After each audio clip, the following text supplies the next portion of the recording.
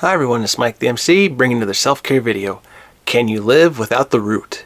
This is a very powerful number from 308 of the Catechism, and I think it goes without saying, without the root, without the nutrients, how are you able to grow if you're going to try to survive on your own?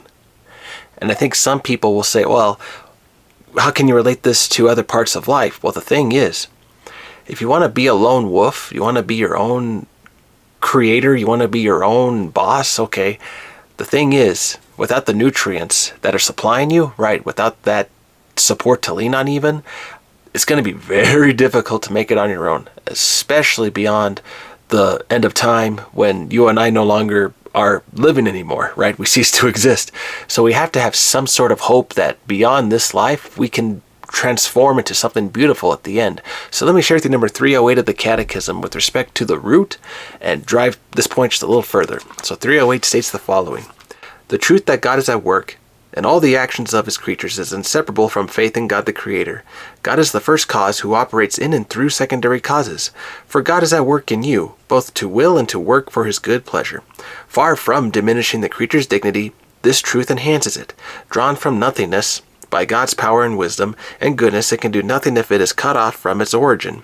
For without a creator, the creature vanishes. Still less than a creature attain its ultimate end without the help of God's grace. So a creature cannot attain that end without God's grace, the ultimate end.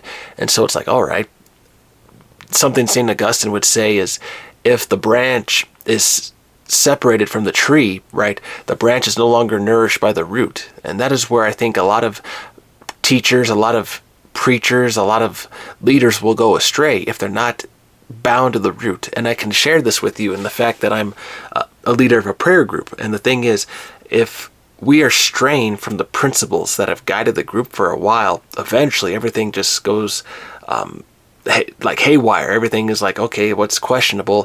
Who do we trust? What do we follow? Is this even written anymore in our rules? And it's like, oh my gosh, how can we gain trust of new people, inquirers, if we don't even trust what we believe in ourselves? And then that'll go back into a lot of great teaching as far as, okay, do we follow all the tradition? Do we always change to improve? Do we always think of ways to assimilate, accommodate, right? All those ways of uniting the old, the new with the old, right? How is it that we can always move forward in life? And I think when you're finding all these balances, when you're finding all the truths to accommodate the needs of the times, I think that's one way to find that balance throughout all of history. But share in the comments as far as, is it balance that we really have to keep in mind? Is it the needs of the people that we're trying to accommodate for? Is it something that you and I are just trying to update because it needs it at the time? So I think as far as being nourished by a root, at the basic level, if you don't have nourishment, you're going to have a difficult time of making it out on your own, unless you're able to find the other resources in the wilderness, in the environment. See, what happens if you come across a great resource that all of a sudden now you mass produce all the, like a grandfather clock of some kind. You found all the wood in the valley, you're able to utilize all the wood to make a clock. All of a sudden now you're being productive. You got business, right? You have productivity. See, unless you find the resources out in the environment, it's going to be difficult. Unless you come across something that's already built or already made, and you just got to continue on what was already in store, right? And so the thing is, exploration can suffice for our growth, but you have to have the nourishment nonetheless in order to grow. Because once we are cut off, and I can relate this also with another example of a puppy that I was helping from my family's litter. My mama's Australian Shepherd dog, had puppies. One of the puppies didn't make it. It was sad. The thing was, it was not born probably correctly. It was probably not a great birth at the start.